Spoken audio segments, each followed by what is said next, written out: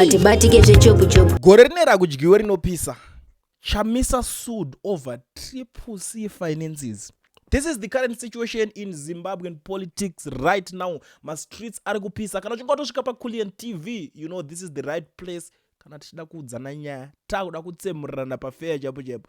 Kune zvimwe zvinhu zvekuti dzimwe nguva isi towanzonyarara katongoignore tongoti ko zvii zviri kumboitika izvi but vanhu vacho vakaonotoka nyarara kana kuti soft munhu wese anenge auda kukupima. Vanhu vekuzimbabwe vanenge vakakudherera. Now the situation iri panapa yakamira kadai so a Harare man has approached the High Court with an application for a declaratory order and mandatory injunction against Mr. Nelson Chamisa over accountability of assets acquired during his time as an active leader of CCC party and before he can found yet another party. In papers filed under the case HCH 498/26, Mr. Talent Rusere is demanding accountability of finances and resources the opposition party got under Mr. Chamisa's stewardship, alleging he exercised absolute control over CCC resolution through the policy of strategic ambiguity, which allowed him to effectively bypass former party treasures. By having absolute control of CCC, Mr. Chamisa acted as a constructive trustee over the financial resources of the party and is personally liable to account for the same. Mr. Rusere said, necessitating an interdict against Mr. Chamisa and his agents sought to prevent the registration of new political entities until a certified audit is complete, as there was a well-grounded apprehension of asset flight.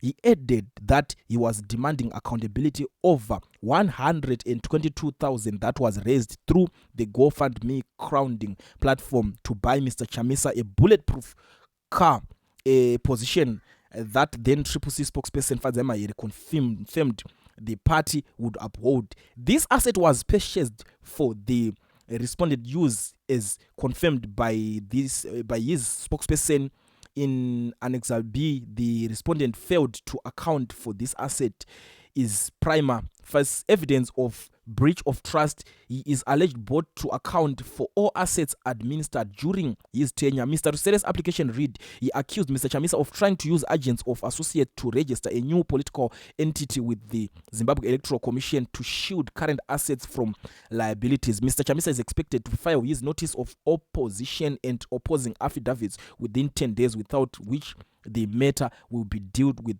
in his absence. But let me tell you something, guys. You know, I know, a lot of people were asking, why is it this guy asking for a political party?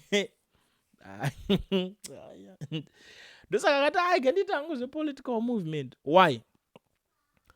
Because he admitted.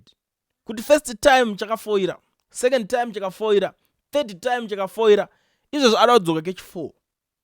Kutaite izvinhu zvaada kuita topaona kuti vanhu vacho vakamugarira vese vari kungoti ukangoregister but come on, a political movement, I don't think kuti a movement inokwanisa kunge inenhu because it's something chekuti achinzwisisika chiye chifamba sei handini mukuzviona. But inyaya yekuti munozotanga kusungisirana zvinhu zvekumashure ameno handiziyewo hangu bhozi vanhu vacho pamwe vamwe vacho aishanda vese. Dambudziko rinoitika pane izvi zvepolitics ndezvekuti hatidi kuti kana tichitaura nyaya tongotaura kuti ningi wakabhaya wakadhakwa wakabhayiza like apa I'm busy trying to apologize kune vanhu vakawanda vamwe vataitotaurawo tichiti ningi wakadhakwa wakadii bhozi pane dzimwe information dzakazotanga kuzobudisa dzekuti vazoona kuti vari kuona kuti vanhu avaidya vese muplate wana zvekuti mozoti uyu akadai the way mataura tita kuzviita siriyo panoda kuti paongororwe paonekwa kuti pogadziriswa sei, because pane pamwe pacho pekuti panenge pakabhayizika. Like I always tell you guys, inini ndiri mubhayizi mukuru ndotobhayiza zvekutodaro, but pane pamwe pekuti ndozongowewo ndokoti but since ndiri munhu anobhayiza please forgive me, because ko ndingazviita sei ndiri munhu anokanganisa, ndiri munhu ndokanganisa, asi pamwe pacho panoda kuti sei kuita pachiongororwa. But ndichazotaura nezvenyaya iyoyo, ndangoti ndingopfura nepanapa tichiti mhuri yeZimbabwe Chamisa osungiswa uko ari kunzi ngawe ambotaura nyaya dzebulletproof car, kana akasataura nyaya dzebulletproof car vari kumuti hatisi kuda kuona kupolitics. Ndio nyaya iri kunyanya kunetsa, saka ndati ndipfure nepanapa faster kuti kuti nyaya musazotedze kuzonzwa kumweka munoziva kwadzinotangira, saka kwadzinotangira ndiko kwadzatotangira. Ndangoti ndikuzivisei zvinhu zviripo, ndokutendai nekubatikira pachivhitivhiti chenyu cheCoolian TV. Coolian TV, Team VAT. asi vanhu vachishamisika. Kulien TV haichatsika, saka subscribe wozolaika, nechawana zvisapana chichazosha. Everybody say Kulien, Kulien, Kulien, yeah. Information need brilliant, brilliant, brilliant, yeah. Everybody say Kulien.